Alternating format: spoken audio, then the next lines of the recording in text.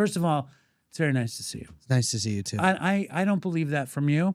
I mean it though. Because you never want to talk to me. You never want to see I don't want me. to talk to anybody. And you take it personally. I do. I take it I don't want to talk to anybody. Why not? We have such a good time talking on the show. That's true. And I liked you. And I like talking to you. Obviously. I know. But I just don't want to talk to anybody. I don't want to talk to anybody. You want to talk to people? Because you live on Long Island. No, I like talking to people. I like talking to You people. like a phone call, you pick it up and you feel wonderful. I get a phone call. It's not that simple. If I hear, and I'm going to be honest with you here, you are in recovery, right? Yeah. Are you vaping? No, not anymore. What are you doing? I started drinking. Did you really? No, I wish. If I actually started drinking, are we recording? Yes. If I actually started drinking, I would be drinking on this performatively. That would be great. No, I just got 11 years. Mazel tov. That's amazing. Thank you. And today is Rosh Hashanah. It is. Yes. You feeling very Jewish? What's your hat? Oh, it's just like it's a friend's podcast, Joy Tactics. What is it? It's like it's like comedy guys that I'm friends with. All right. Yeah. But I like the hat. And you know what? I wanted to wear a hat today. I'm wearing because it's a little windy out. But you thought it was going to be warmer. I did think it was going to be warmer. Hence the.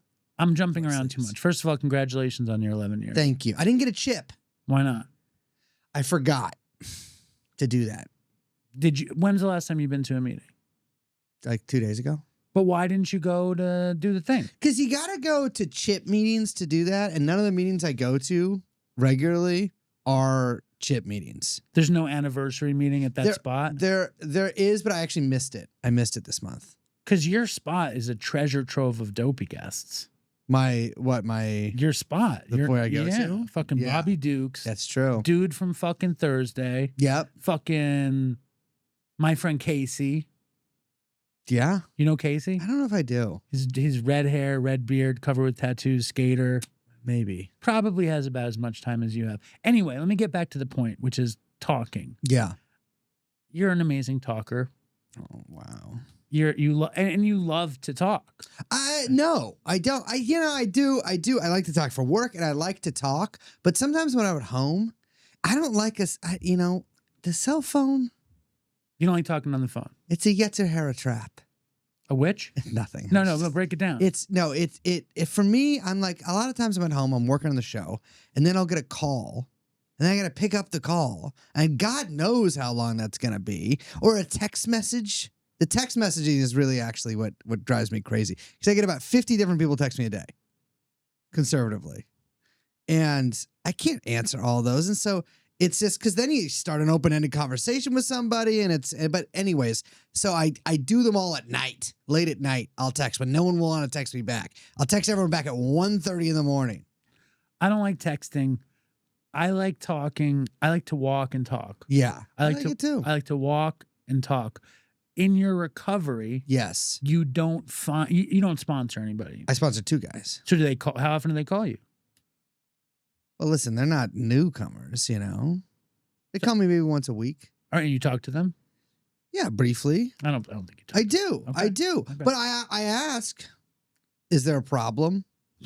You know what I mean? Uh-huh. Do you have to call your sponsor if there's not a problem? I call my sponsor once a week. Yeah. Do you call your sponsor? No. Never. Because you don't like to talk on the phone. I don't like to talk on the phone. Because I just wonder what it's about. But you are in therapy. Yeah, but that's not talking on the phone. And the kind of therapy I go to isn't like, how are you feeling today? It's like we talk about, it's like a little different than that. I want to know. You talk about like, I guess, I don't know, my dreams and things like that. And like certain, it's like what you want to accomplish. No. Like my actual dreams that I have at night. Oh, tell me. It's like analysis. It's not really the therapy, I guess. Is it real analysis? I guess so, yeah. So what? You're supposed to go every day if that's the case, but who's got the time, How often do you go? Twice a week. Twice a week. Full analysis. Yeah. What are your dreams like? So I had some crazy ones last night, but that is a little different because I took trazodone last night because I knew I was going to see you and I knew I had to be a little addled the next day. Okay. And so those ones I'm always like a little, I don't know if I should count those and like, tell my analyst about those because those it's are like, trazodone dreams. It's a trazodone dream. But I've recently I had one where I had to carry Tom Cruise through an airport. Well, a baby through an airport, but the baby had Tom Cruise's head on it. And then recently I had one where I was sort of in a sewer and Sabrina Carpenter, the famously short pop star, was there. But she also was kind of baby-like and sitting at this, like a wizened old creature sitting at a table. And I had to apologize to her for making fun of her height so much. Where do you make fun of Sabrina Carpenter's I did height? at one time because I found out how short she was. How short is she? I think she's pretty short. I think it's like 4'10". So this is what you talk about in therapy? I didn't do that in therapy. I said on the show. But I had the dream. No, but you talk about the Sabrina Carpenter. Talk about the entire, it wasn't a whole session, but we talked about it for a little while. What I'm not trying to understand, I guess I am trying to understand your therapy, but what I want to know is it effective?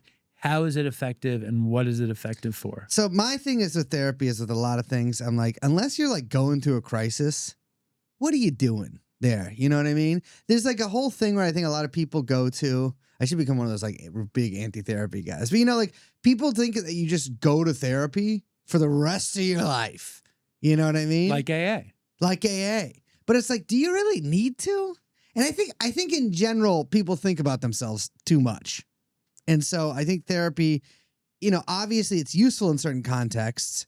God forbid I knock it. But like general talk therapy where you're like, well, I don't know, I was feeling a little glum this week. It's like there's a limit to it. You know what I mean? I don't like therapy, and I can knock therapy, and I'll say, what is that? Some kind of blue vape? Oh, it's weed. I've relapsed. It's fantastic. Yeah. It's a CBD weed vape. CBD. It's pure CBD. A little DMT, CBD, THC. Yeah. No, it's just a jewel. Have you ever hit the DMT vape? No. Those came out way after I got sober. Do you feel like you missed out on that a little bit? Do you feel like you missed out on DMT? Did you ever smoke DMT? Yes. When somebody tells me that you can smoke something and then you have a horrible psychedelic Did you ever experience. smoke DMT? No, I didn't. It's pretty good. You've done it. Yes, it's pretty good. I guess for the descriptions of it, I hear it's like similar to like ayahuasca or ibogaine or any of these things where like, yeah, you have a really intense psychedelic experience and like you see God and it's like what happens before you die or like whatever. And it's like, I don't, you know what I want from drugs? To feel good. I want to feel good all the time. DMT makes you feel pretty good. And I did it in the West Village at my friend's apartment. Mm-hmm. He got it from a keyboard player in his Grateful Dead cover band called Deadstein. It was an all-Jew fucking Grateful Dead cover band. The guy's name was Rich something, and he was a chemist. Okay. And he synthesized his own DMT.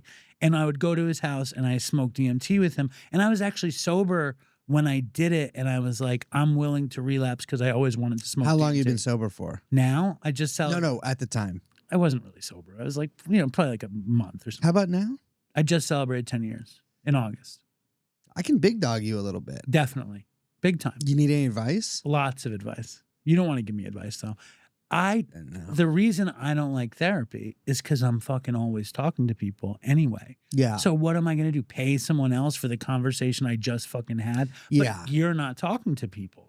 That's why I think therapy might be good. I do. No, here's the thing is I do talk to people because I have a barrier, but many things slip through that barrier and get to me. So the reality is I'm always talking to people. But I just, if I let the barrier down and started being responsive to everybody and like not just like looking at my phone, seeing a text message and be like, I can't deal with that right now, I'm putting it in a drawer, then I would just be on the phone 24/7. I made a decision to not give you shit about not talking to me on the phone because I didn't want to push you away. But I did it anyway. You see that? This is something you should talk to a therapist about. I'm ready to really get into full-on fucking therapy. Well, because you will text me, how are you doing? But that's the precursor to will you come on the show? That's See, I don't know that. To me, me warming you up. When you ask me stuff like that, I'm like, this guy, he's interested in how I'm doing. I'm not even interested in how I'm doing. I don't feel comfortable asking something from you without knowing how you're doing first. I don't. What if I'm doing bad, but I would have come on the show? Well, I would like, if you're doing badly, I'd like to be able to help you. If I'm doing bad, here, I'll give you some advice. If I'm doing badly, that means my defenses are very down. And you can ask me to have sex with you and I'll do it. That's exciting. That's an exciting option. But hold up. What I want to know, so you're saying, dude, you have to be honest here. Yeah. I say, how are you doing Will you come on the show? Would you go to DopeyCon? I'm never like fucking asking your advice about anything. Sure, you never asked. I'm not my asking you advice, if you're and watching maybe TV you should shows. have. And maybe you should have. And the answer is yes. I'm here on the show, and I'm going to be at DopeyCon. Well, I love you.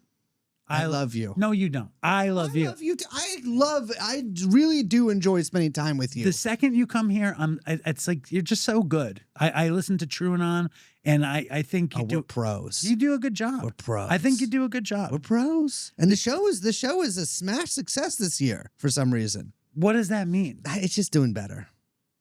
I don't know. We got more listeners. Do you think, and I'm going to hypothesize that it's doing better because the current leadership of our country is making a certain constituency go insane and they need you? I think that every constituency of the country has gone insane. But a certain constituency of the country, yes, I agree, does like the show maybe more because they feel crazy right now. Well, one of the things that I really enjoy about the show, if you read about True and On, it says a leftist conspiracy theory podcast. Not true at all. But if you dive into True and On, it's really not that. No. And in fact, you kind of are pretty nonpartisan in your own way. Well, so people give a shit about this sometimes. I have certain beliefs, but I feel like if you just beat people over the head with that on a show, then you're just going to get the same 50 wackos that listen to your show over and over every month. And the thing is, how many things, not every subject we're talking about has to do with my political beliefs. You know what I mean? So I view it as like I have my political beliefs, but the show is just is a radio show. And yeah, it's inflected by those. But the show itself is nonpartisan. And actually now the show's conservative because of the current climate. That's what I'm a conservative. I'm a conservative. That's what I've noticed. What I haven't noticed is you really enjoying any political figures. I don't get a feeling. I never feel. I mean, you were out canvassing, though. Weren't you out canvassing? For Zoran? Yes. Yes. Do you like him? I don't like Eric Adams or Andrew Cuomo. Actually, I do like Eric Adams, but I don't want to be mayor. What about Sliwa? I love Sliwa. And actually, I've been wrestling with this a little bit because I want Sliwa on the show. I don't want Zoran on the show. I think that would actually hurt him if he came on the show. Yes. But I do want Sliwa on the show because I want to talk to Sliwa. I met Sliwa once. Me too. Everybody has. Where'd you meet him? At Penn Station. Of course. When I was a kid growing up, yeah, the Guardian Angels were all over here all the time. Yeah. And he was fucking directing traffic. Yes. It was years ago and I was still waiting tables at Katz's. And I think we had just started Dopey and I ran into him on the escalator going into Penn Station. And Curtis Lee, what's happening? I do this podcast called Dopey. Would you come on? He said, that'd be great. He said, yes. He gave me his card. I tucked it in my wallet and I never looked at it again. I got his number if you want it. I think now he's too big time now. I don't know. I feel like he was kind of a little more actual big time back then. I don't know. So what do you like about him? I think he's got a certain magnetism.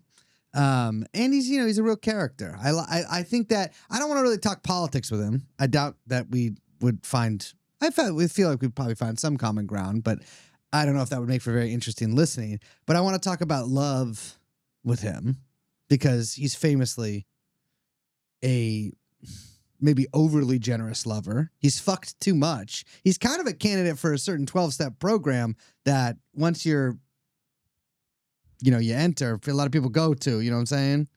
I don't know about his proclivity. He's fucked. He's like the fucking his way across the boroughs. The Wilt Chamberlain of Guardian Angels. Yes. I mean, he has, there's like articles about, there's a big New York Post article about it where he says he's impotent. And he kind of implies that he's impotent because he cheated too much. Is he still married? Now he's married for like the 4th or 5th time. He lives with his wife in a studio apartment with 19 cats. But he says for all intents and purposes, his penis does not work. He was also, shot in the leg famously, I think in the 90s. And maybe it's like some complication between that, but also I think sort of, it seems like kind of divine punishment for spreading his seed too widely that, well, this is really stretching the limits of the metaphor. The field has gone fallow, although the field would not be his penis in that metaphor. The field would probably be the seed bag. Who do you like? I like Curtis Lewa. But you don't really like him because you're canvassing for Zoran. It doesn't mean I don't like Curtis Lewa. In the bigger picture, like in the bigger picture, who do I like? Yes. Who could help this country? Who could help? Well, that's two different questions. That's because the I think question. that would probably be Xi Jinping. But who do I really like? It's tough. I don't really, I'm nonpartisan. I don't really know if I really like any great big figure right now. I think that's one of the things that makes the show so good. There's certain things. Well, I don't want to be a hater, and I'm not. I try not to be a hater. And there's certain leaders that I like, certain things about them, and I like certain beliefs that they have. Like for instance, Jeremy Corbyn in the UK. I like certain beliefs that he has, although I think he's very not a great leader organizationally. And so there's all these people like that where there's qualities that I admire, but I don't think that there's not really anybody that I can say that's really meeting the moment right now in the way that it would need to be met, especially in the United States. In the United States, it's very tough because here there aren't really many political figures. There's a lot of media figures, right? And I don't give a fuck about any of them. I don't really care. There's first of all, there's none that really agree with my politics. And even if there were, well, I guess if there were, maybe it'd be different, but well, you're a media figure that agrees with your politics. At me? This point. Yeah. Yeah, like me. Well, you're a media figure. Yeah, I am. It's an amazing time that you can be. I mean, you guys are in the top 10 Patreon fucking memberships, which is kind of the better ability to register, where somebody is at than anything. Yeah. People who are willing to pay You can't juice it. Yeah. Can't juice it. And you are a media figure who can spout, but you really spout nonpartisan opinions for the most part. I try to be, listen, listen, my whole thing is that I am, and I really do believe this. I'm a normal person. I'm somebody who just thinks that I just want things to work. Right. And I want a country that is normal and healthy and sane and works along lines that are at least semi-rational and people are provided for and safe and healthy. And I just don't really see that on offer from anybody. In fact, I see quite the opposite on offer from a lot of different people. I just want people to be able to live a normal life. And that just doesn't seem to really be on the table in anywhere right now. Well, how about just speak to each other? And not, the fuck does that mean? It means that at this point in the country, you can't get two people together from opposing opinions and have a nice time. True. I mean, I tend to maybe I've blown smoke up my own ass. I can do that. I can get across the table from somebody that maybe I don't like politically and, have an all right time with them. However, I don't think that actually solves anything because the reality is I'm actually not really interested in compromise. I'm not interested in, some middle ground between my maybe admittedly fairly probably rather extreme beliefs and other people's maybe either polar opposite or even, towards mine, but not completely. I listen, and I come to this because I realize my opinions are far outside the mainstream, and I accept that. And so I never try to take the high horse with anyone when I'm I know better than you. I'm more moral than you. I'm more correct than you in some way. I do think I'm more correct than other people. The moral thing, I'll leave it to God. But I'm not. I don't think that some degree of me sitting across the table from somebody who has opposite beliefs than me and us kind of hashing it out will solve anything. Not to say I wouldn't do that, but I don't think that leads to any sort of political solution. Is there, I wanted to ask, I go to meetings in a very Trumpy kind of world. Yeah. Where I go, it's super Trumpy. I was at a meeting the other day and the woman was talking about, what was she saying? She was talking about principalities of darkness and basically Satan is the enemy. Well, this woman's just a schizophrenic.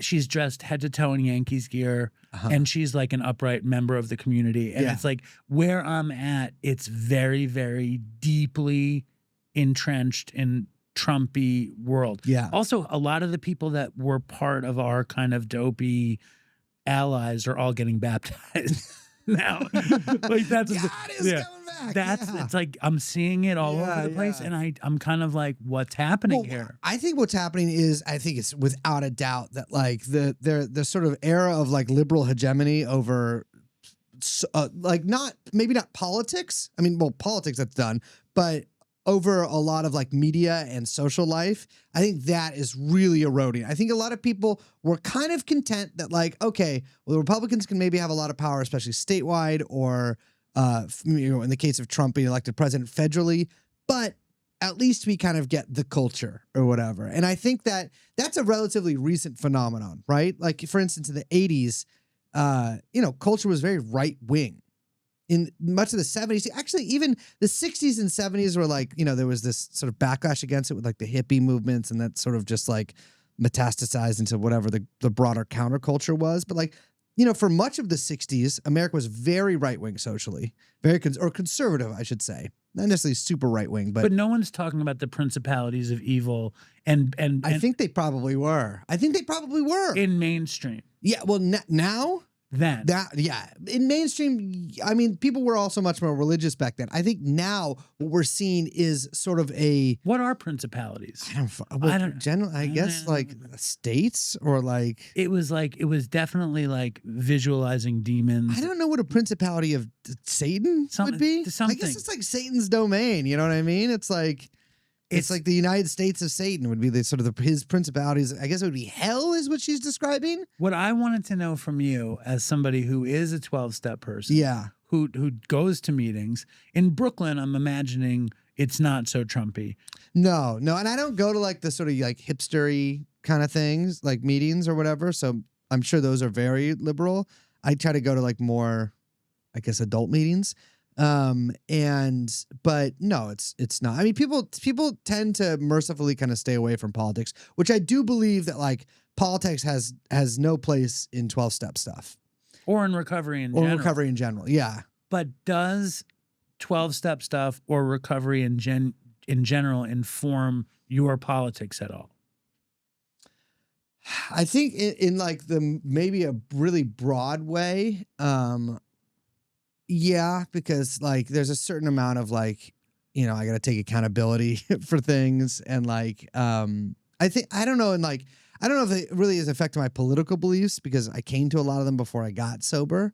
But I think it's made me sort of more able to question my own beliefs and, to try to interrogate whether I actually believe them, and also to like allow for some grace when people don't agree with me 100%, because that is actually, it's one thing that I don't know if politically it matters whatsoever, but personally I find annoying is when people just like are completely convinced of the fact that they're right with absolutely no willingness to interrogate whether they might be wrong. And I will say, while I do really believe in what I believe, I'm willing to admit that maybe I'm wrong. I don't know everything, but everything available leads me to believe in what I believe, but it's, and I don't fucking care if someone doesn't agree with me. That's the other thing. I just don't. A lot of people really, that's like a big, big, big thing for them. I don't care. I mean, I would care if somebody was like a piece of shit that I didn't want to fucking deal with, some insane racist guy or whatever. But like, if somebody just doesn't agree with me, great. That's nope. You're most people, I can realize that I'm the person that's the outlier in many cases, but also, and I don't know if I learned this in 12 steps, I think maybe just growing up a little, just because I'm the outlier also doesn't mean that I'm right. You know what I mean? Like, I think a lot of people tend to think that like, oh, well, if everyone disagrees with me, that means that I hold some secret truth that is absolutely correct. And not only is it correct, I have some sort of moral superiority for believing what I believe. And I'm sure that there's been times in my life where I felt like this. I know it's not the case. You know what I mean? I'm a flawed individual. I'm flawed in many ways. And I don't take sort of my political beliefs as an indication that I'm a good person or anything like that. Although I try to be a good person. You try to be a good person. Try to be a good person. And what would you say, because you're talking about your political beliefs, like if you boiled them down to some sort of kernel, like the most pure form of it, what is it? I get Marxism. If the most boiled down version would be that. Yeah, Marxist. And do you think Marxism, I mean, we're going to move on from this in Yes. a second, but do you think Marxism could work in 2025 in America, and how? Well, that's a big question. I In know. 2025, it might be a little tough, but I would say that like tenets of Marxism have been applied in other countries. I'm speaking specifically here of China. And obviously, there's been a lot of revisionism in that country in terms of that. But the foundations of their economy were built on that. And even if I might not agree with some of their assessments of the situation, they still deal with their economy in Marxian terms, or they still analyze it and try to structure it in a Marxian sense. Whether that is, as a fidelity to the original vision or not is obviously a different conversation. And I would say that country is probably doing a lot better in many ways than the United States is. But do you think if you were some Chinese guy that you could do TrueAnon? Yeah. And you think TrueAnon, could it do what it does here in China? Are you talking about like, could we do an independent podcast or something? I think, yeah, definitely, probably. I'm saying, could a young Chinese man who might have sexomnia or all sorts of other things have a podcast like TrueAnon and do as well in China? Well, in this Marxian kind of situation. I mean, they have a pretty open Is media there a scene, Chinese TrueAnon? Well, no. So podcasts aren't actually very big in China. This is something I looked in. This is something you should look into. Podcasts have only sort of recently gotten like a wide range of listeners there, but there's not that many American podcasts. I was researching this earlier. There's not a lot of American shows that have busted into the market because they're all in English. And so I was like, maybe you dub it into Chinese. Maybe I dub it into Chinese. Or we send it over there and we see what happens. The biggest market in the world. Maybe India is bigger, but probably China. And you're a Marxist sympathizer, so they might really like you. Yeah, exactly. You might even be a We Marxist. give them a fair hearing. Dude, why don't you do it? Why not? Big deal. Because I'm lazy. Well, what about the dude, Noam Chomsky? Have him do it. Our producer, we've talked about doing it, and then I didn't follow up. So I actually, you know what? This will be a reminder. We should follow up, because why not see what happens? You know? Did you see the Charlie Sheen documentary? Mm-mm. Why not? I should have made you watch it before you. The only thing that I've watched, actually, it's not true. I've watched 2 things in the last month, but I've watched Manhunter. I never heard of it. Oh my God, it's incredible. What is it? It's that guy Michael Mann. You know, he did like his famous one's Heat, but like it's the one he made. I think it's like one of his earlier movies. But it's about a detective catching a serial killer, but it's got a great soundtrack. And I watched something. Oh, and I watched After Hours. I never saw either of those things. You've never seen After Hours? No, Didn't you grow up in Manhattan? I did. And you went home with women? I did. That's the movie. I want to listen. We're changing tack for a second. Yes. When you're younger and you go home with women, Yes. it's what a miracle. Amazing. Right? What a miracle. Especially for me. Into your home, you invite Incredible. me, Incredible. regardless of whether we make love. What an honor to be here. Amazing. Right? However, that's the mentality you try to go into things with. But with gratitude. With gratitude. With absolute gratitude, an open mind, open arms, open heart. But then you get to the house sometimes, and then you realize, oh, you're really mentally ill. This is something wrong here. Or there's something wrong. There's like too many people in the living room, or, you know, there's like a lot of pill bottles in like a certain corner of the room or something. You're like, oh, there's something off. Something amiss. There's something amiss. It's similar to how like you can feel, people say you can feel how there's eyes, on you, even if you can't see them, as, the body detecting it, it's minute changes in the forest back from when we were hunter-gatherers or whatever. There's something amiss, right? And sometimes things are very amiss, and someone starts weeping to you, you sit down, or there's some kind of, calamity that occurs with this person. The roommate, it turns out to be the husband. All these kind of things happen. You know what I'm talking about. And After Hours, I think, is a great kind of description of sometimes, you're too horny and you should actually maybe not go home with them. Is that an old movie, like an 80s movie? It's a Scorsese movie in the 80s, yeah. Yeah. So you're just 70s maybe? No, 80s. 80s. It looks, actually, it's very 80s. I need to see it. Okay. And are you not interested in the Charlie Sheen documentary? Just out of curiosity. I would watch it, but I don't know if I'm going to say there's probably a 5% chance of me watching that documentary. It's very entertaining. It's really good It's very entertaining. because he was a public crackhead for a little while. Yeah. What did he stop? And I think he shot a bunch of coke too. He stopped. I think That feels good. I think he's 7-8 years sober, and the way he got off the crack was there was some kind of intervention where his family went to his crack dealer, and his crack dealer started secretly replacing the crack with non-crack, and he kept smoking the crack, and he's like, this crack isn't getting me high anymore. Wow. And then he's like, I'm tired of buying your crack. And he didn't go to anyone else. He kept going to the same dealer, and then he just stopped smoking crack, which is exactly how. Who's that albino guitar player? Edgar Winters. Edgar Winters. You know the methadone wait, story? is Johnny Winters? Edgar. Also, that's his brother. I think they're both albinos. Yeah, I'm but one of the Winters guys. Did you know the methadone story? No. He was on 150 milligrams of methadone. Wow. Forever, and he's on tour, and somebody in his family or I don't remember, on the crew start decreasing the dose for over the course of years and without telling him. And then they had given him, they got him off the methadone, never told him, kept giving him a pill. He didn't notice? He didn't know. The wean was so slight and the psychology is so intense. Yes, it is. That if you don't know and you're just taking it and the wean is over enough time. Yeah. And then they gave him the box. They gave him a present. He opens the present and he's like, what the fuck? That's my methadone pill. And they're like, well, open the capsule. And he goes, there's nothing in there. And he goes, and the guy goes, you've been off methadone for a year. That's pretty good. It's amazing. It's pretty good. And the Charlie Sheen thing was they secretly replaced the crack with something that wasn't crack until he was just. I mean, the thing is that relies on so many. Because if I get crack consistently from a guy, he starts getting me shitty crack. Listen, there's a lot of crack dealers out there, right? You know, especially a guy like Charlie Sheen. He's openly on crack. He doesn't have to hide it. He loves smoking crack. That's the weird part of the story. Yeah, that part doesn't add up. One of the best parts of the movie.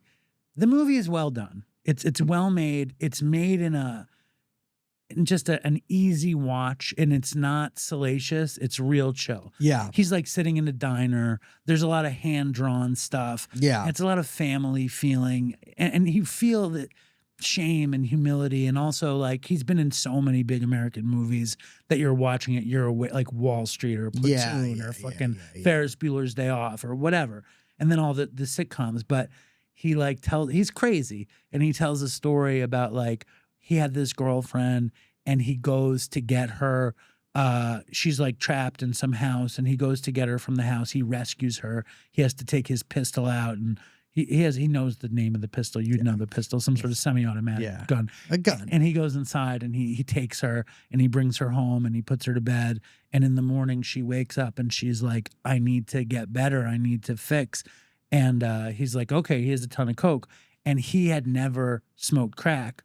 So she's like, why don't you? So she takes a big hit of crack and she says to Charlie Sheen, why don't you try smoking the crack? And he's like, oh, I snort coke. I don't smoke crack. Yeah. And she goes, well, I think you'll like it. And then she blows him while he smokes the crack. And he describes it as her comboing it up, which I love. Some guys get all the luck. Have you ever smoked crack and gotten blown at the same time? No, man. No. And the thing, that doesn't happen. I think guys like me. It never happened to me either. Anytime that I was involved with drugs, no woman's like looking at me like, I gotta suck that guy's dick. While he smokes the crack. While he smokes crack. It was not happening, you know? And a lot of the drugs that I was on, you kind of, you know, you're not really interested in pussy so much, you know? You think, that's not for me right now. I'd rather do a little more heroin. My friend Chris, when he was in his 20s or something, and I don't know how this is possible. I don't understand it. Yeah. He called it I think he called it a whammo jammo. A whammo jammo. Have you ever heard of anything like this? No. Where somebody shoots one of his arms with coke and the other arm is shot with heroin. He's like laying out there with tendons? Yeah, meanwhile someone's blowing him at the same time. No one's blowing him. No one's blowing him. That's pretty intense. The whammo jammo, that seems science fiction. No, that's crazy. There was never, I ingested that combo myself, you know, but in separate veins, that's got to feel crazy. That's decadent. Decadent to the core. Decadent. Next level. Now, I have poured cocaine into a butthole, and I've sort of doused a vagina with cocaine before. Like a But- sprinkle of dust, a dusting. Yeah, I don't really. A Yeah, dousing? kind of like, I guess if you work in a bakery and you've got the frosted donuts or whatever that's gonna come out, you sort of you push it, you put it on there, or you're putting sand in a guy's face or something at the beach when he's bullying you. But the cocaine. Struggling to remember because obviously I was on a lot of drugs at the time, but I sort of think, I guess I put it in the vagina. But in my memory I sort of poured it in the butthole. And then, and that was for her pleasure. You just snorted out of her butthole. No, come on, man. What am I, a fucking magician? How would I? I'm not. First of all, ugh. I have a friend. I get pink nose. I have a friend who did talk about. Oh no. He said the woman blew the coke into his asshole. That's of course the Stevie Nicks. I never had any. I No, rarely women mix sex don't- and women- drugs. Women don't look at guys like us and are like, I want to blow in that coke in butt. his asshole. Yeah, exactly. There's certain guys I think walking around out there where women are like, yeah, you know what? I'll crush up a Norco and put it down his urethra. I would love to do that. I want to give him some profane pleasure. But no woman looks at me as like, yeah, I want him to snort coke out of my butt. What can you remember about this sprinkling of vagina dust? I think it was in a rare instance, because the other thing too is I never had enough cocaine to spare to be putting in pussies. I know it goes up the nose, and this is back then. This is before I got introduced to the needle, which is much. You don't need women then, but I somehow had some extra cocaine, and I was in a lovemaking style situation with a woman, and I believe I think I had read that maybe I probably had read it in like Please Kill Me or one of these like books about the decadent 70s or whatever about some situation like this happening. And I did it, and I just remember I think it made her vagina kind of numb, which actually, you think about it, kind of counterintuitive to a lot of maybe what you're trying to do in that situation. I think it's completely counterintuitive. Yeah. I don't see the point unless the vaginal membranes are more absorbent to the coke. Well, this is the butthole thought, right? I mean, we've talked about boofing on the show before, but but if you talk to like a drug nerd, they're always like on those forums, like Blue Light, all those things are always like, put it up your ass. It's so absorbent. But the reality is putting up your ass, that takes a while. And for me, it's the act of snorting. It's a cool act. You love it. You see a line on a table, you race down it. It's gone. It's up your nose. Amazing, incredible. But you put it up your ass. You're sort of like, what are we doing here? Have you ever put anything up your ass? Yeah, I've put Suboxone film. Remember they started making the film of Suboxone? Mm-hmm. I sort of put one of those on my ass. Tell me everything. Well, I figured, listen, this is kind of the. You're like, I've never put anything else up my ass, and I have. Well, the thing is, I didn't really put it up my ass because I didn't really get. I was pretty young, I guess. Actually, I don't really. Whenever it was, I think I didn't really know what was going. Like I was on a lot of drugs, and I put a Suboxone film up my ass, and it kind of didn't really work. So you were unimpressed with the anal absorption. I don't think I put it far off up my ass enough, and you know what? I think there was some sort of latent like, listen, what am I doing? What am I doing? Right. No, what am I doing here? And like also.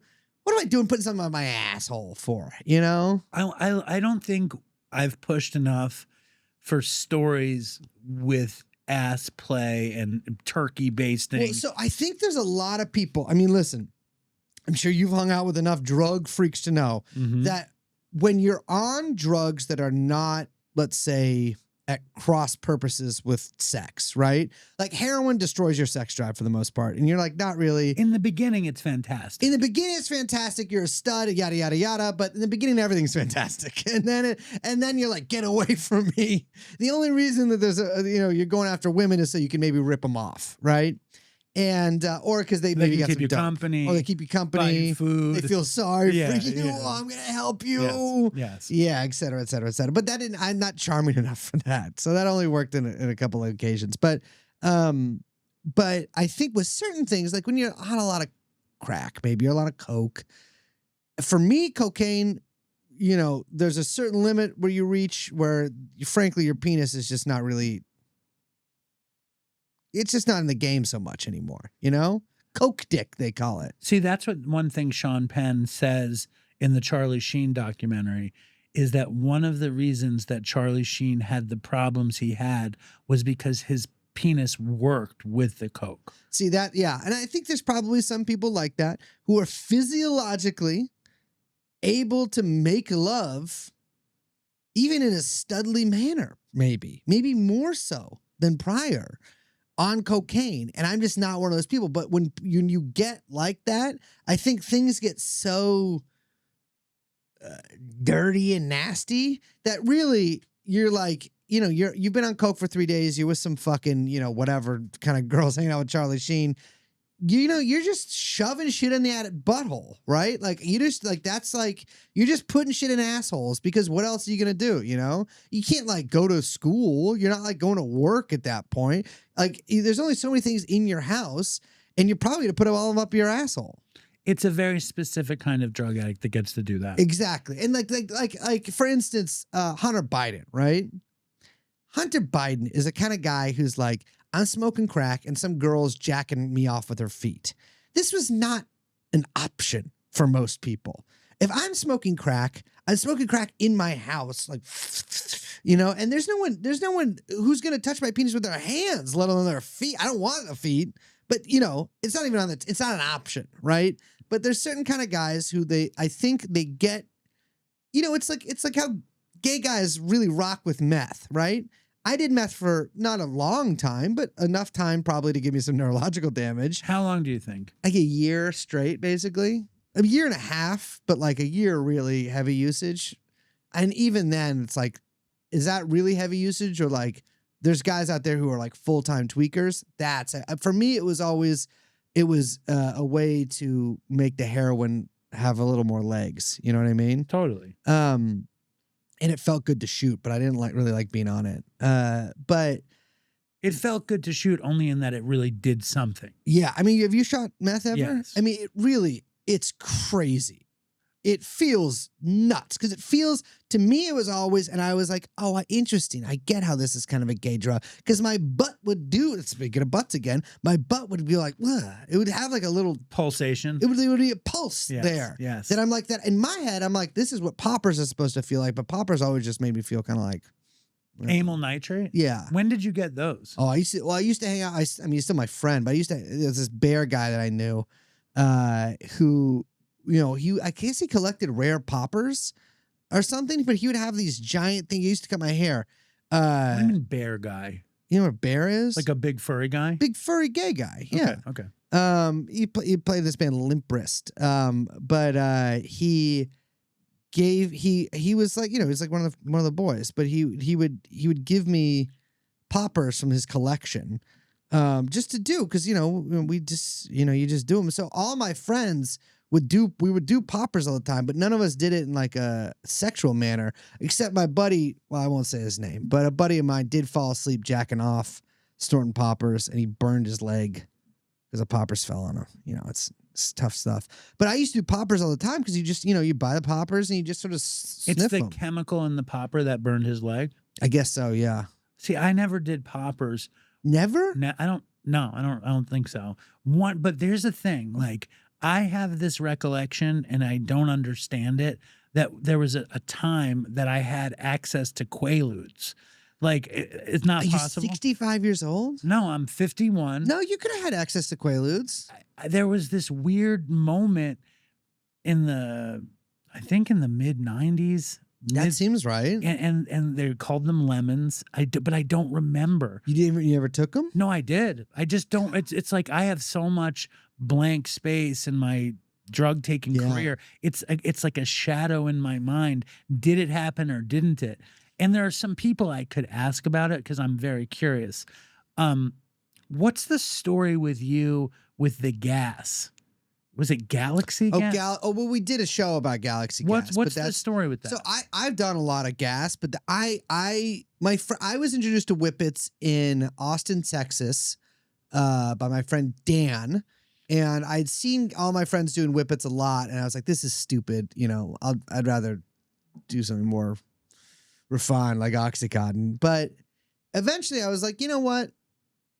It's got to have something good about it, or else people wouldn't do it. And so we used to do that. You know, you get the whippets with the lady on the box, you know, the whippet lady holding the canister or whatever, and you'd crack them in this cracker. You'd fill up a balloon and you'd do them.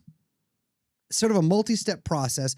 But I think the thing with the whippets in that thing is, and the way you do it there, is there's a rhythm to it. There's a rhythm to it where you can only do maybe one every like 30 seconds or whatever. Because the cracker requires a little bit of work. A little bit of work, but right? how satisfying is it when you do it right? It feels so good. And it's like it cracks and it's all happening. It's like magic. So you've done whippets. Yes. Of course. Yes. Yeah. But I was never, there's some people I know who became addicted to whippets, which is crazy. No, it's too much work. Too much work. And your hands get all and cold. you do and feel weird. stupid. Yeah. I felt, and like, it's not, I love getting high, but I was like, this isn't, I want to be high for like 8 hours. I don't want to be high for like, headache. It gives you a headache. Yeah. But now they got these things, this Galaxy gas, and you can just fucking. What is Galaxy gas? It is, I believe, flavored whippets that are white labeled, made in China and sent to smoke shops over here. And they're just giant. So instead of like doing and having to have the cracker and all this stuff, it is straight up just like basically a whipped cream canister, but full of, it's not actually full of whipped cream, although legally they say it is. Nitrous. It's nitrous. You just put it in your mouth and you just can do it. And so the other thing is, the limiting factor with the regular whippet is the balloon, right? You can't get any more nitrous than what's in the balloon. With this, though, you could potentially do the whole thing. And so, you know, I've had friends, you know, who've not even that long ago have gotten hurt passing out on this stuff. You know, it's just, it's not so good for you. And it really does make you dumber. I remember after the first time I did it, because we did a lot that night, and it was in Texas. And I woke up the next day and I was like, wow, I think I might actually be dumber. I'm sure you were. I'm sure I felt like that. You ever feel like you'd be a genius if you hadn't just like devoted a large part of your life to ingesting drugs? I think you would have been. I don't know if I would have been. I'm like, because sometimes I can't remember like basic, and this is tough if you're podcasting. Sometimes I can't remember basic words. That's happened to me like 10 times in this conversation. Oh, it happened to me too. Me too. It happens to me frequently. And I'm like, oh, this is because of my mistakes. How old are you? 35. See, almost 36. Is it? I don't know. Like for me, I feel like it's the beginning of the great slowdown. Like I'm in the beginning of that. You're 51? Yeah. I'd say you're well into it. I'm into it. I don't think that is the case. I think really you probably just ruined your life because of poor choices you've made. But the most amazing thing is I have such a nice life. Like you do have a nice life. I have a really nice you have life. a family. I have like a good deal. Yeah. You have a really nice life too. Yeah. You don't want a family. I do. You do? Yeah. So what's happening? Well, I don't want to get too into my personal life on here. But I've noticed on social media and at our last event that you brought a beautiful young woman with you. It's very nice. Mm-hmm. And you seem very happy. Yes. So I'm very happy to see you very happy. I don't like to talk about it because then people go crazy. You know what I'm saying? Sure, it's fine. Now, when last we talked, which was at the fucking Margaret Cho Dopey show, easily our best event ever. That was so fun, and you were so good in it. It was the perfect mix. That one. That was a good one. Then the one after it was really bad in California. It was bad. Not good. Wasn't good. Okay. It was not we'll good. Talk about that we'll talk about that later. But I did the Sexomnia talk following your Sexomnia appearance, and I wanted to follow up and see where Sexomnia exists. 0 instances of Sexomnia. Why? That's disappointing. I know. I'm sure it is. It's tough to say. 0 instances of insomnia. Let me rephrase that. Many instances of insomnia, but 0 instances of sleepwalking, or at least not that I can remember. So maybe, and 0 instances of sexomnia. I have a feeling, and this is something that I think the medical profession would agree with me on, that it is a certain manifestation of a certain kind of stress that I've maybe gotten better at managing. And so I cured myself. Is it possible that the relationship has made your life less stressful? No. No, but also this has occurred within relationships before, and so I don't know if I would manage that. I think also just I did a lot of speaking of analysis, right? I mean, I started going to analysis basically because of dreams, because of sleep stuff, and I really went into that. I really got into that stuff in analysis, but also I went to a hypnotist, and I don't really believe in hypnotism. I mean, I do to an extent. It's real. Hold up. When did you go to a hypnotist? Some months ago. Like in the last 10 months. Yeah. And that was the first time you went to a hypnotist? Yeah. Did he take out you were getting sleepy kind of thing? It was kind of a lot more like guided meditation or something. Tell me everything, please. Well, so it was, my big problem is I'm in bed, I'll be reading, I'll be kind of relaxed, I'll be tired, maybe I'll be a long day, I'll exercise a bunch, whatever. I'll have done everything right. I'm not looking at my phone, I'm not, blah, blah, blah, blah, but I'll feel this incredible like anxiety in my gut, an anxiety that I do not feel during my regular waking hours.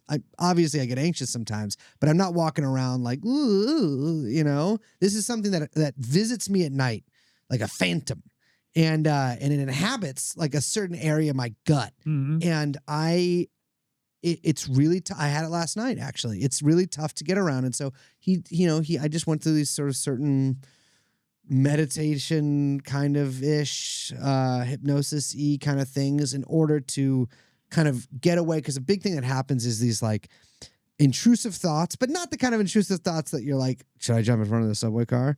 It's like intrusive thoughts like you'll never get to sleep and your day tomorrow will be ruined. And you got to do your show, or you got to do this, or you're going to go to the doctor or whatever, this shit to do. And you're going to fuck all of it up because you didn't sleep, and you're going to feel like shit all day. And then this is going to occur the next day as well. Because it's happened to me enough times in my life where I've gotten like 4 days, basically no sleep. And I've been really losing my marbles on the 4th day, that I know what it can look like when it's really bad. And I'm not talking about when I was on meth. When I was on meth, that's easy. You're rocking the whole time.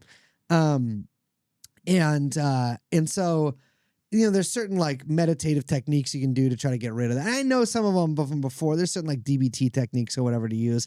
It doesn't really work. But the hypnosis was pretty good, although I don't know. I still listen to some of the tapes sometimes, but I nothing really, really works. I still have insomnia. It's still hard for me I had insomnia last night. That's why I have such a dope today. So I took the trazodone at 2 a.m. because I was worried that, I wasn't going to be able to sleep at all. So the hypnotism didn't do anything. It did something, but it wasn't like earth shattering, life altering. I'm so interested in hypnotism to unlock things I don't remember. Oh, so you want to like remember that you were molested? Yes. Why would you want to unlock things you don't remember? Because I have such a bad memory. I do too, but the thing is, you know what? You feel comfortable with that. I don't, but I don't think that there's ever really I don't know if I'd be able to trust a memory that I recovered in hypnotism. Because I think there's a fairly common phenomenon of people remembering things that didn't actually occur. Right. Implanted memories by hypnotists. Well, there's that, but there's also, I'm just like talking about like the Mandela effect stuff, right? Where you're like, I swore that this had that, or what, this logo was different. And I feel like I would definitely be like, yeah, no, I knew Charlie when he was smoking crack like that. It's like I would see a documentary or something and be like, I was there. I would start having, it would unlock some hidden wellspring of narcissism within me that mercifully years of drug abuse has sort of suppressed and removed. Right. And I would be like, yeah, D-Day was tough. The beaches. It cut so many of our boys down. So your feeling is that hypnosis will not uncover anything. I don't know if memories work like that. And again, I'm not a neuroscientist, right? I just don't know if memories work like that. Dr. Drew says they don't. Well, Dr. Drew is fucking retarded, right? He says they don't. I'm sure he's probably right about that. I just don't think that they do work like that. I think memory itself is like, because what is a memory, right? What is a memory? I have no fucking idea. Exactly. It's just some shit you kind of remember, right? But I don't know if it's right. I have a lot of memories.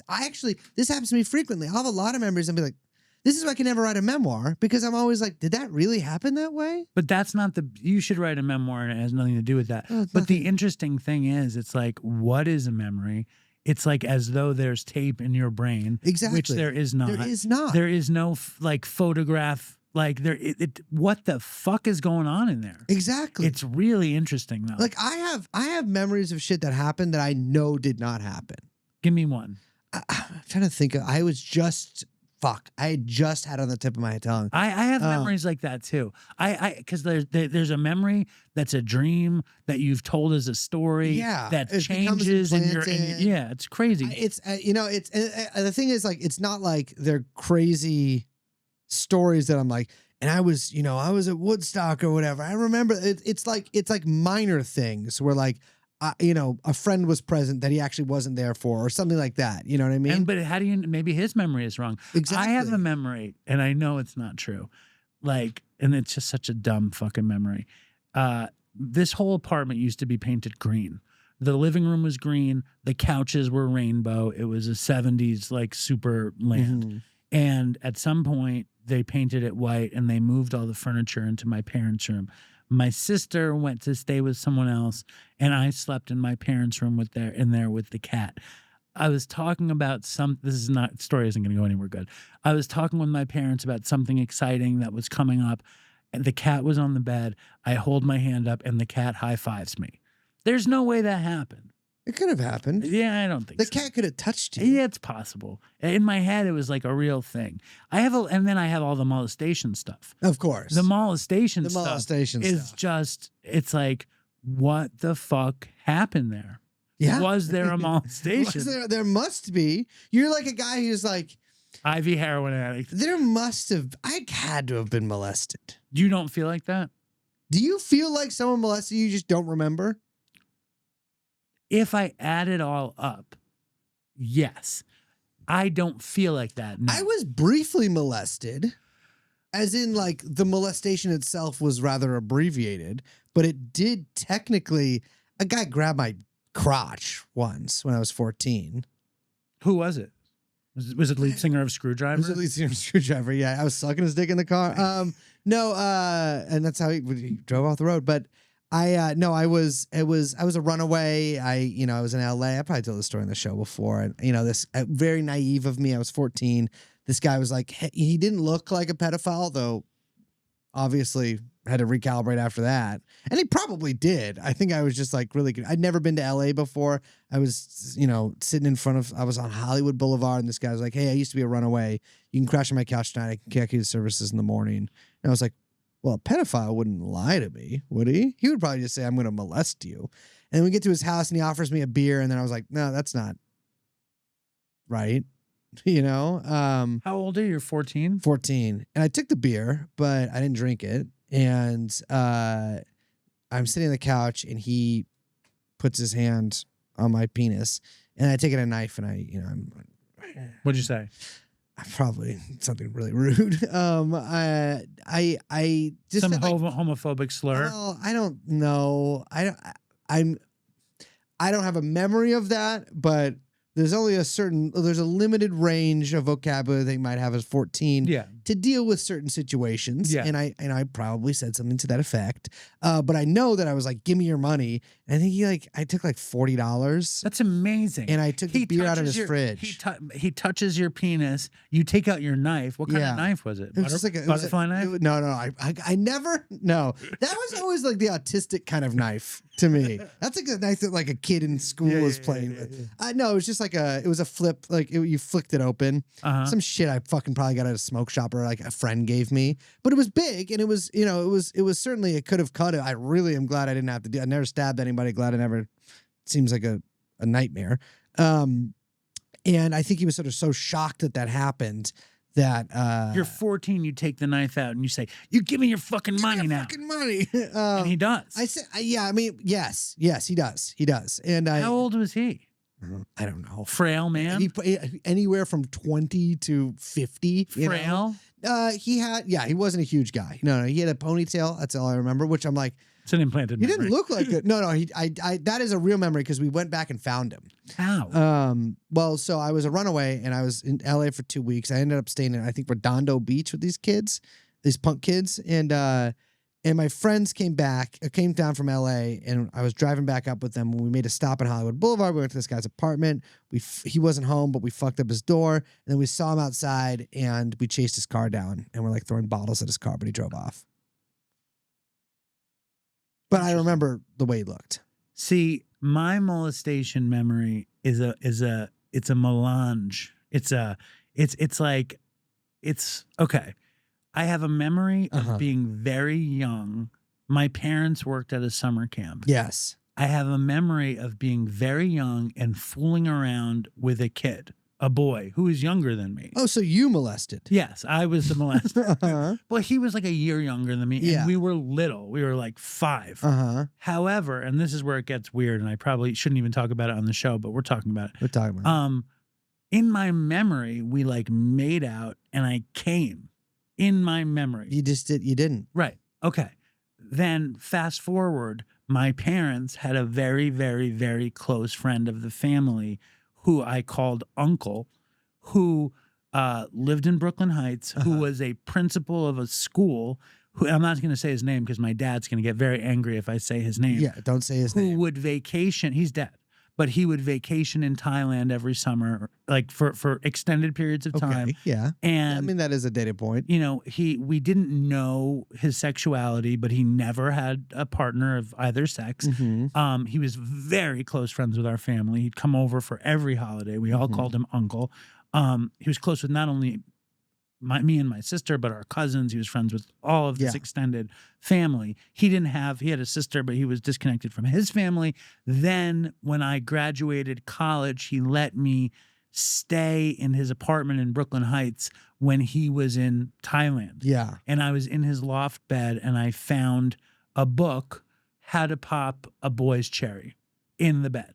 Then on his computer, I found a shit ton of dicks, young brown dicks. Okay. So I'm assuming he was a horrible pedophile. I'm thinking we probably have a couple data points here to put together. Yeah. Now, and then on top of it, the kid that I thought I molested in summer camp, it turns out he was molested by a counselor that I shared. I was in his bunk and he was my counselor too. So these are two different molestation things, Yes. sort of. So you're just like, it's a lot. Context. Maybe you were ugly.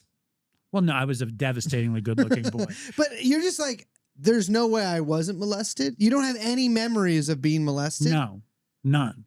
However, I am an IV heroin addict, and they say 97% were molested, which means they don't. Yes, they do. No, they don't. Maybe 99. 90s. Yeah, probably. You know what? It's probably closer to 100. I have no idea the percentage. 3% that were molested. There's some huge level I'm sure. of IV heroin addicts and opiate addicts that were molested. I'm sure. My wife is certain I was molested. Well, that's tough. I know. That's tough. And she shames me about She's it like, often. she's like, you were definitely. Yes. She's like looking at you Yes. sometimes like, Yeah. But I have I zero. don't know what they saw in you. No, I don't think it was that. I think it was more like, you're so fucked up, you had to have been molested. But I have zero molestation memories. What do you think, Dr. Belden? You know what? It's tough. Have I revealed too much? No. I mean, I think you have to, at least part of you has to accept Something could have happened. that maybe nothing happened. It seems like Yes. you might be under the impression that something happened because of All these other various points. data points. Right. So you're going to say I wasn't molested. I'm not going to say you weren't molested or were molested. Do I'm you going think to say I molested this kid? no. I think that. And then here's the other piece. What? I called the kid to ask him, what are you making the face You for? called the kid to ask him if you molested him? If he were, I didn't molest him. He was a year younger than me, but maybe I did. I called the kid if he remembered that. Why? I was just curious. And he said, no, but I was molested. Meaning Wow. him by the counselor. Wow. Yeah. I mean, It's a lot. it's a lot. Everybody's pointing the fingers at the Catholic Church, but nobody's talking about the Jewish summer camps. I'll be real. I would be like the Jewish summer camps. Yes. Yeah, you know. It's just like the fucking priesthood. I Well, bet. or the Hasidic community. You think that it's a lot. I don't know anything about They it. have their own police force. What's that police force there to do? It's there to be like, hey, actually, maybe don't call the regular police. Call us first. No, but it's endemic in the Hasidic community. It's like a reported on thing. I'm not making it up. You don't think I was molested, though. I'm not going to say I think you were molested or not molested. I'd appreciate that. I am working on a very minimal amount of actual data here, which actually may be the same amount that you are. Yes. Well, I've given you all the data. I'm going to say do you want to have been molested? I'm going to say no. Then you weren't molested. All right. Thank you, Brace. What would it help you to know if you were molested or not? At this point in your life, No, Dave, right. you're 51 years old. I know. I have two. I tell you, listen, look me in the eyes, you were molested. What changes in your life? Nothing. Now you're like, I was molested. And maybe you have something to blame for your problems. No. But the reality is you might just have the same problems as the guy who was molested without that ever happening to you, which just means that I got a problem. you got problems. We all have we problems. all have problems. Yes, I'm with you. Okay. I can, if you want, No. I can arrange this. No, I feel good. I feel like that's a great place to end that conversation. Now, in the last month, there's been a lot of heat in your world with the assassination of Charlie Kirk.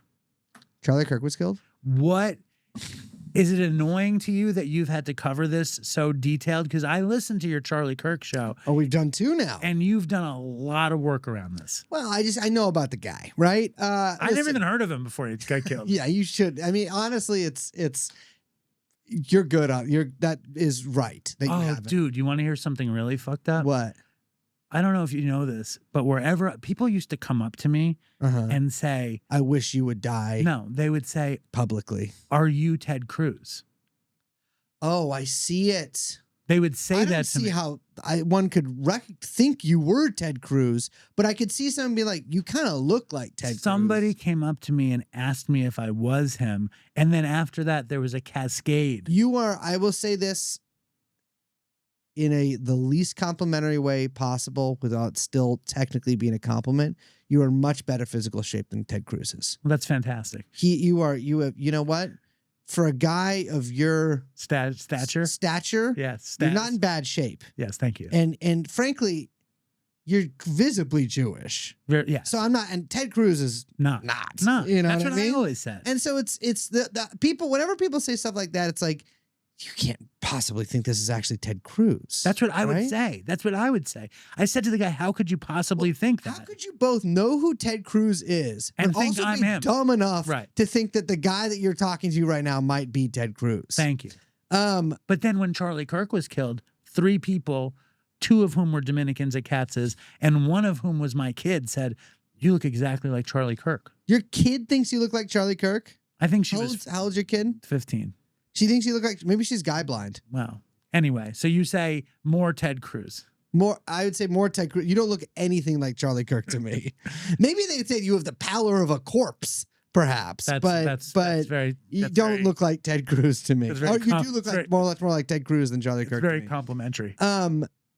There's I don't even know what the question is. There's a lot of heat. Do I got to talk? We want to talk about Charlie Kirk? I want to know, talk about, because I mean, I learned more about Charlie Kirk from your episode than I had ever known about him. Listen, people. I just want to say this. Just preface this by saying people die every day, and every death's a tragedy. I heard you say that. Yeah, and that's just my story. I don't think it was good that Ted Cruz was, or excuse me, that Charlie Kirk got smoked. I think it was. I don't think it was beneficial necessarily to the political situation. But it is certainly eliciting a strong response from many quarters of the country. I think there's 2 things. I think one is it's a pretty brutal video. You've seen the video, right?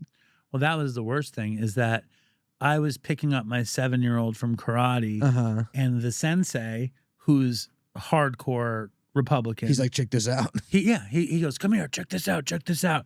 And he takes it and he puts my 7-year-old in another room, puts me in the room, shows it to me, and he goes, that's fucked up. And I was like, yeah, that is fucked up. And then he says to me, but that's a real good shot, right? And I was like, yeah, I guess it's a pretty good shot. It is a pretty good shot. I mean, let me deal with the pretty good shot thing first. It is a pretty good shot. I want to say that. I want to preface this with I'm not saying it's a bad shot. It's certainly not a bad shot. But there was a lot of people who were saying like only a military man could make that shot. That's not true. You have good enough optics, the rifle sighted in, you can make that shot. It's not a crazy shot to make. I would say a lot of the context around that, your hands are shaking, you're freaked out, blah, blah. The right kind of neurological disorders, you could probably, get around some of that. It's a good shot. It's not an amazing shot. You know what I mean? He's not making the shot from a mile away, It's not one of those, it's not like, it's not like a sniper shot. It is a sniper shot, but it's a marksman. It's a marksman shot.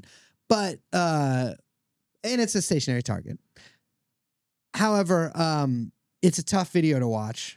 And I think a lot of people subject themselves to a lot of really nasty videos online, and I think get this sort of low-grade PTSD from it.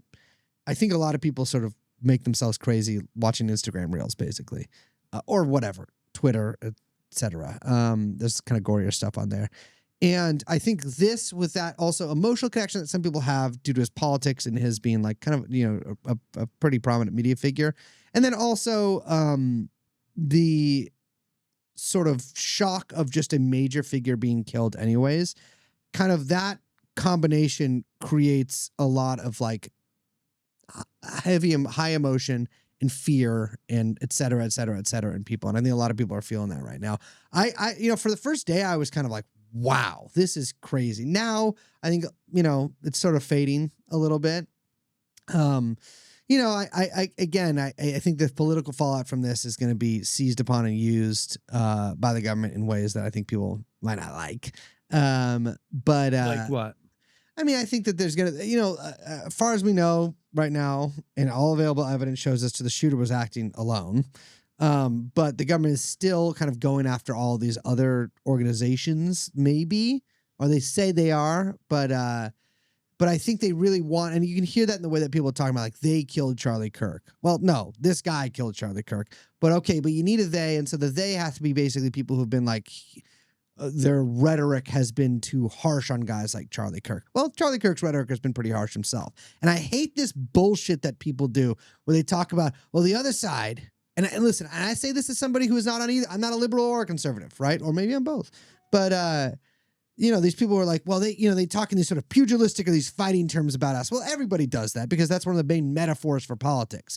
And I hate when people pretend to this like, I'm a poor little baby. I can't believe people are picking on me kind of bullshit about politics. And the way that people are being too mean to me or people are being too harsh in their invective. Everybody uses harsh invective. Everybody is mean to everybody. What's invective? Rhetoric, right? Like, for instance, I'm talking about you. I'm saying Dave, is one of these, he's a whiner who just wants to have been, he's hoping to God he was molested so that he can finally blame his problems on one inciting incident rather than some horrible, even as of yet undiscovered, at his old age of 51, character defect. You know what I mean? Yes. But it's like shit like that. It's like, actually people are way meaner than that, but like whatever, calling Charlie Kirk Hitlerian or on the inverse of that, the opposite of that, like calling Barack Obama, a Bolshevik or whatever. These things are people sort of use this language, but it's not like an unusual thing or not like it's not. And maybe it's bad for the country, but guess what? I think all of these people are bad for the country. So like, I'm not really focused on what fucking rhetoric they're using. I just don't like it when people pretend to sort of be outside of that. Everybody does that. That's part of politics. And reporting on politics. And reporting on politics. Well, that's the other thing too. They say, the reporting on these guys makes them sound, all these people say that, Charlie Kirk is this big right wing. Charlie Kirk was very right wing, right? Like, I don't understand what people pretend that Charlie Kirk was not really, really right wing. He would say that. But there's this sort of, I don't know what it is. I think it's cynical. I know it's cynical. But there's this cynical kind of game that a lot of people on the right are playing where it's like, well, actually you reporting on this or you saying that Trump is, Hitler or all this kind of stuff, provoked this because, you know, if Trump is Hitler, well, you should kill Hitler. Well, first of all, no one did kill Hitler. The only guys that tried to kill Hitler were like other German guys in like 1944 when they're like, oh shit, we're about to lose. We need to, you know, nip this in the bud. People can't even as far as we know, no one in the future when time travel has been invented even wants to go kill Hitler, or else someone would have killed baby Hitler and we wouldn't be having this conversation in the first place. I'm with you. I'm totally with you. Would you kill baby Hitler? No. Would you molest him so he became a heroin addict? Yes. I think Hitler was a heroin addict. No, he was on like other shit. I mean, He was on the Michael Jackson shit where you're like getting like 50, like, you know, it's like vitamin B and like a little bit of methadone, but also some meth. And I had a doctor here like a month ago. And you know how we play the stupid game where I say this or that and you choose between the two? And I thought the doctor was like some left-leaning sort of liberal style guy. And I bust out JF or RFK or Elon, to which he says, oh, RFK is one of my best friends. And I said, okay. RFK is one of my and my dad was here, right? And my dad is like anti-RFK and like, you know, vaccines are good. And, you know, so afterwards he gets into this whole thing with my dad, where my dad is like, well, why can't RFK admit that the old vaccines are good? I don't know why I'm bringing this up, but it's just so fun. What were we just fucking talking about? Baby Hitler. I asked you if you'd kill baby Hitler. He was talking about a lot of the Nazi drugs and a lot of what Hitler was on. And I think he had Hitler on some kind of opiate. Yeah, he was on opiate, whatchamacallit, speed. What's the word for speed? Amphetamine combination. Let me ask you this. Yes. Politics aside. Yes. You're Hitler for like a year. Yes. Right? Yes. I like where you're going with this. And after that you get to go back to being Dave. Uh-huh. Would you take the drugs? Okay, so I'm Hitler and You're Hitler. Yeah. And I'm on drugs. And then I go back to being me. You go back, you spend a year in Hitler, a Malkovich situation. Yes. You're, you know, being Adolf Hitler. Uh-huh. Would you take the drugs or would you be like, no, I want to be sober? No, I'd definitely take the drugs. I'd take the drugs. I would definitely take the drugs. I would take the drugs. I would take the drugs in just about every situation that you offered me in that, except in my own recovery period. You never like, now that you've like 10 years, you never like, maybe I'll run it back. If you were going to relapse, what would it look like? I'd smoke weed. You'd smoke weed? Yeah, I'd smoke weed. You are pathetic. Listen, that's fine. You'd smoke weed to relapse? You don't like weed. I like weed. But you wouldn't like it relapsing because you'd be like, I'm relapsed. I don't know if I would be like that. Listen, I'm not smoking weed. My whole life is fucking, I have a sober, stupid fucking podcast. I know. I have a nice life. I like go to AA every morning. Forbidden fruit. I have a nice, no. The other day I'm driving and I'm behind a car and they're definitely smoking weed. Yeah. Right? I'm 10 years sober. I'm chilling. My life is nice. I like it. And I'm imagining being in a car and smoking weed and like listening to fucking whatever, the Birds, or like listening to some fucking 60s rock, driving around smoking weed, you know, with money in the bank, respected in my community, like maybe go home and watch some TV and eat some shit. It's gonna taste so good. And like enjoying that fantasy. However, I just know that I can't, like, if I smoked weed, I'd never stop smoking weed, and I'd get benzos soon after. I always do. And then I'd take benzos and I'd be like, I like benzos, but I really like them with opiates. Then I'd get like Percocets or something. It'd probably be fentanyl and maybe I'd die. And then I'd be like, oh, I really like how this benzo Percocet combination makes me feel. But it really reminds me of how much I like to shoot dope. I love to shoot dope. Yeah. I love to shoot dope. Yeah, exactly. I love to shoot dope. To me, if I would relapse on one of those new research chemicals. Like what? I don't even know. Have you ever done kratom? That was like after my time. But I'm talking about like the shit like the disassociative. Oh, no, I did. I have. You have done kratom. But what's the other? Kava? Yeah, that did nothing. I did kava. It did nothing. No, I'm talking about like the shit they got in China. Like the disassociative stuff. Yes. You say China like Trump. Yeah, no, that's what I say. Yeah, that's right. But so like I would have to come into a meeting and be like, yeah, I've been taking 7B4697, and people are like, is that a drug? And be like, yeah. Sounds like one of those things that sounds like a computer program. No, I don't know. I think for me, I don't care about doing anything but heroin. I just don't fucking care. I love heroin. Did you ever do research chemicals? No, I didn't. No, because by the time I got to by the time you could order drugs on the internet, I was so on heroin that I'm like, why would I try anything? Like this is like, I've climbed Mount Everest. Why would I climb any other mountains? I would never trust sending somebody money that they're going to send me drugs. So this is the other thing about ordering drugs online. I would also there's never been a period in my life where I'm like, I have $60. Right. I can't wait to do drugs in 2 weeks. Right, it's a joke. What are you fucking talking about? I have $60. I'm going to call the drug dealer and do the drugs as soon as possible. How do you feel about this plug term? I like that you say. One. I like that you say the drug dealer because it's like So the plug thing happened after. It's just another thing. It's just one of those. They're a drug dealer. I don't need to use slang for it. They deal me drugs. We have a lot in common, you and I, because we have exactly the same opinion about ordering drugs. Yeah. It's like give me a break. I have. Well, I won't.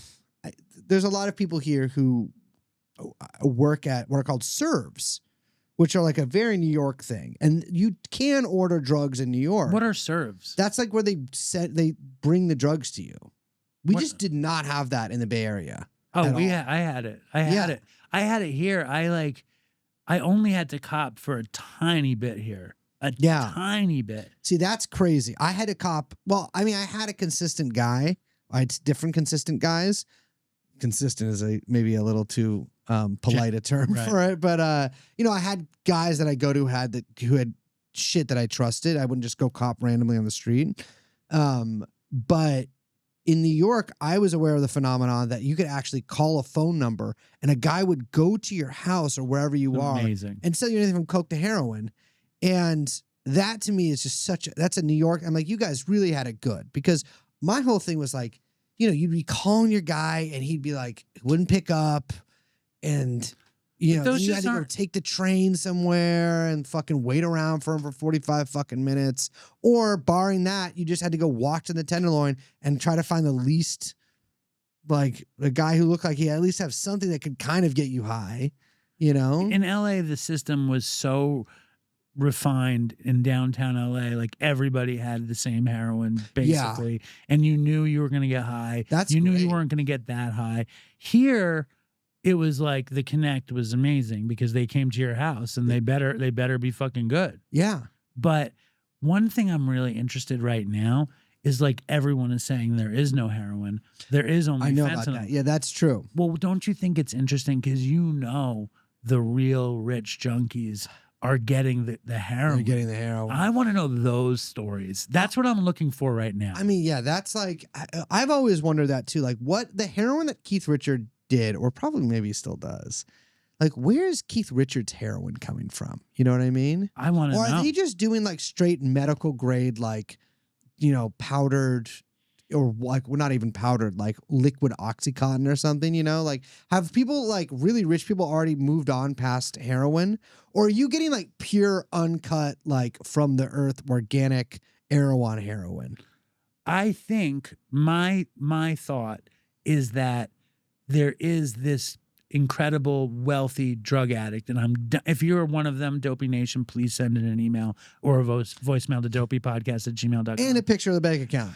I want to know, like, do you have like the connect to the poppy grower? Do you like that Pulp Fiction, like the Choka or what? You remember in Pulp Fiction, like the Eric Stoltz guy? I want to know at this point because everyone's getting fentanyl. Everyone's getting fent. So like, and then all these people who are so into the OC80 and OC80 was everything. It's like I want to know the real fucking connoisseur. Or are you doing fentanyl? But you just they're lying to you. Well, no. Or are you doing fentanyl on purpose? I mean, because I was trying to do fentanyl when I heard about it for the first time, and I did it one time. It was rare back then. It was like a delicacy. It that was imported by my dealer. Back then, fentanyl was described as super heroin. Super heroin. And I got to be honest, from all available evidence I've seen, it seems much worse than heroin. You get high for less time. There's less of like a pleasurable feeling. And you seem like you're way more fucking knotted on fent than you are on heroin. With the heroin lean, you could maybe go, you know, like you're down maybe like that. But with fentanyl, you can fully touch your toes on it. And like that doesn't seem healthy. But also it seems like it really rots your body in a way that heroin didn't. But you also have to redose so often that like there's just every time you do it, there's a chance you OD. It seems, and the fact that you can be off by just a little bit and like go so far outside your tolerance is like that's the thing is I kind of can't relapse now. Because I just know the first time I shot anything, You die. I would just die. Yeah. Like, there's no question. It's not like I could, like, because I relapsed when I was, like, you know, I spent, like, a year, like, in and out of recovery when I first came in. And, like, I relapsed, I don't know, 3 times maybe? Or maybe more than, like, I mean, but 3, like, real ones where I had, like, gotten, like, 2 months together or whatever. And definitely one of those times I, like, took way too much. But guess what? It was just shitty heroin. And so, like, I didn't die from it, but I did fall out and I had to, you know, it was, Was it pleasurable? yeah, it was on heroin. No. The last time I did heroin, it's weird. Last time I did heroin, I might have had a year, maybe a year and a half without taking it. And I basically what I described to you before, like fucking with Percocets and Benzos, Yeah. that happened. Yeah. And I was like, and I had a guy who would come over anytime I asked. And I was like, you know, I really want to do heroin. And I was like, could you come over? He's like, I'm not coming over unless you buy the bundle. I was like, fine, I'll buy the bundle. I'll buy the bundle. He's like, well, I'm not coming over unless you pay for the taxi. And I'm like, fine, just come over. So he comes over and I shoot a bag and I barely feel it. And I'm like, it's like, what's up, man? And he's like, I don't know. He's like, maybe shoot another one. And I was like, no, I'm going to shoot 2. So I fucking take 2 bags and I shoot it up and I fucking get sick, like too high, higher than, you know, like when you're not used to it and you're too high. And I described it as feeling like I was getting raped by demons. Yeah. I was vomiting. I was out and like, I haven't done it again. You know what I mean? 'Cause, Yeah. like I had to condition myself to really love heroin. Yeah, you sort of ease into it. Yeah. And I mean, the same thing with cigarettes. I would Yeah. love to smoke cigarettes. I would love to do heroin, but I know that if I did either, it would make me feel fucking horrible. Yeah, I mean, I don't remember the last. I mean, I don't remember when that last time I did heroin was. I don't remember the high from it. I remember it well. I was in the kitchen. Yeah, I was fucking sick. I was out, in and out, and I was like, you know, I don't need to fucking do it again. Which is a Yeah. great feeling because I always needed to do it again. Yeah, but I guess to have your last high be that shitty in a way that's like, because like the last time I did heroin, I probably just like didn't have enough heroin. Right. I know that was the case because that's part of the reason I went to this detox. I was so out of any other avenues to go down, and if one of those avenues had been do more heroin, I would have gone down that avenue. That I probably just didn't get that high and was just kind of sick. You know what I mean? It staved off the worst of the sickness. So you always wanted more. I think for me, Yeah, but now it's like I'm so far removed from like what that felt like. You know what I mean? That like I can't even like now when you describe that, I sort of viscerally, because I've had that experience before. Yeah. I felt that much more than if someone like was describing like a pleasurable like heroin, you know, fucking fix to me. Did you ever read that book, the Aleister Crowley book, Diary of a Drug Fiend? Yeah, I have. Do you remember like when he buys the town in Italy and he's like, or he's the compound in Italy? I've been in that compound. No I way. stole a piece of the roof. Yeah. What is that about? It's is it Corfu? I think I don't know. I think it's a Corfu's different island. It's like something with the sea. I've been there. It's in Sicily. Yeah, and one of the guys that was down there died. And they sort of got kicked out of the country. The compound is actually still there. It's the Abbey of Telema. That's what it's called. Yeah. I've been there. But they like fucking the idea in the book was you have as much as you'll ever need. Yes. So you'll never need it again. Yeah. That was the philosophy, but that doesn't seem right. It's just Aleister Crowley, I think, was probably a little philosophically bankrupt in a few different areas. All right. Do you want to play the stupid game before you go? Let's play it. All right. NyQuil or Sudafed? Well, recently, very well acquainted with both of these. I'm going to have to say Sudafed because the last time I took it, which was 2 weeks ago, I actually forgotten that it's supposed to like be speedy. And I think maybe only the behind the counter version is because I didn't really feel anything, but I was so sick. But NyQuil, I took it recently and I couldn't sleep. No. And I had a horrible experience. Can I ask you a weird question? What? When I wake up, I'm telling you way too much. When I take trazodone Yeah. and I wake up in the morning, I'm always incredibly erect. Oh, no, not the case. Really? Well, because I still I'm wake wondering, up. is it some kind of like pseudo sex drug? I mean, I think it is supposed to be like some people. It's an SSRI, I think, technically, or maybe not. Trazodone. Yeah, not an SSRI, but some kind of antidepressant, technically. So maybe it could have. But I thought those made you not. So you never had that experience. I'm sure I have, but not profoundly. noticeable, not Okay, profoundly. okay. No. Okay, Donald Trump or Charlie Kirk? Which would I have sex with? Yes. Oh, I'd rather have sex with Donald Trump. No, which do you prefer? You just prefer. Oh, Trump. Okay. Pete Townsend or Roger Daltrey? That's tough. That's tough. They both have a lot of pluses, but they both have a lot of minuses. I might have to go with Roger. Really? Yes. That's interesting.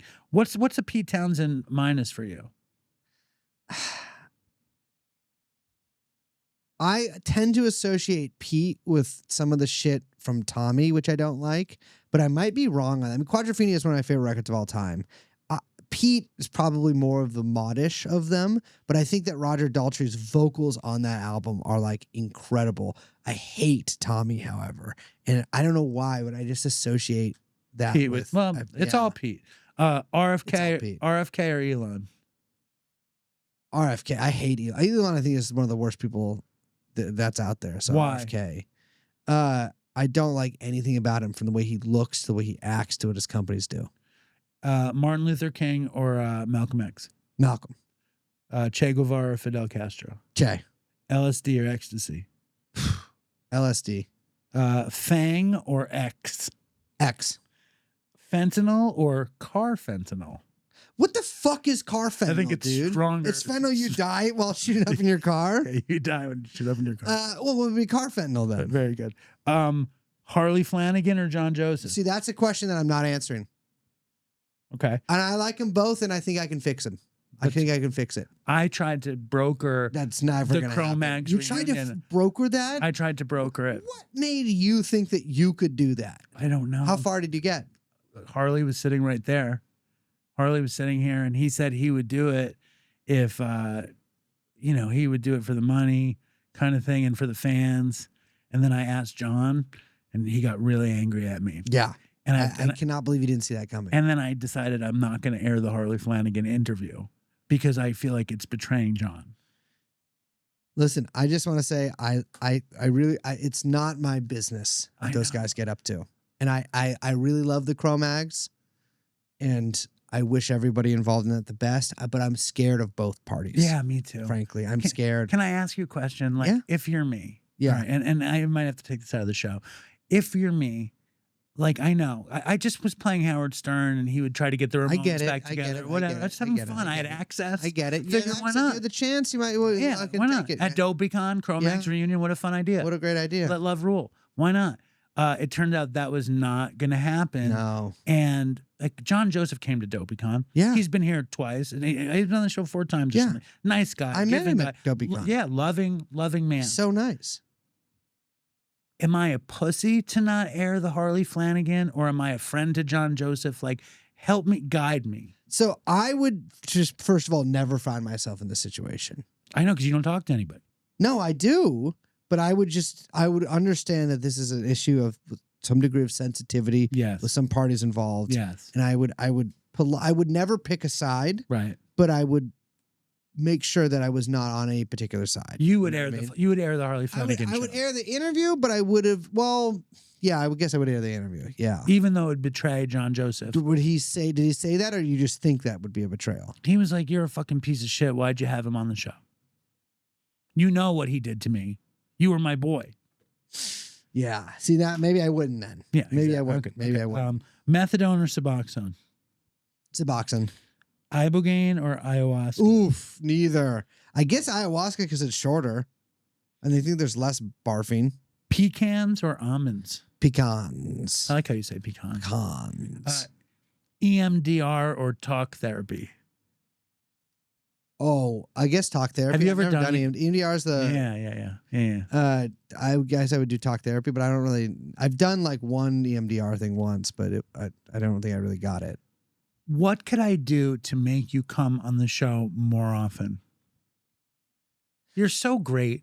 You're just I love being on the show. It's just such a joy. The problem is you got to understand. I do my show twice a week, And and in those times that I'm not doing the show, which that's a full day basically, not a full day, but You it's do most both? of the day. both in one day? No. I do it. I record generally Tuesdays and Fridays. Right? Yeah, Tuesdays and Fridays. But I record Tuesdays and Fridays. With Friday's episode, for the most part, I'm working on that Wednesday and Thursday. Mhm. And then for Tuesday's episode, I'm working that Sunday or Saturday. I try not to do it, but I generally work Saturdays, Sundays, and Mondays. And so it's hard for it sometimes. And like the times I can do it, I just sometimes I can do it, sometimes I can't. You're a great joy. But also, I'm busy right now because we're doing these TrueAnon live shows. How's the show coming? The show's coming good. I mean, the first one was a smashing success. But there was some notes that I had that we're kind of, or we all had that we're sort of rejiggering for the second show. But we've got 3 left. I think pretty good. You should come to one of them. I'm definitely going to come to one of them. Yeah. And how does the Dopey Nation find out about the TrueAnon live show? Well, they're sold out. I think the last one is still has like 100 tickets left. That I don't know, TrueAnon.com. It's somewhere on there. Fantastic. Patreon.com/TrueAnon or TrueAnonPod. I don't remember, but it's one of those. Thank you for coming, Brace. Thank you for having me. It's a pleasure. And I want to say this. It's a pleasure to be here. Is it? It is. Beautiful. Thank you, Brace.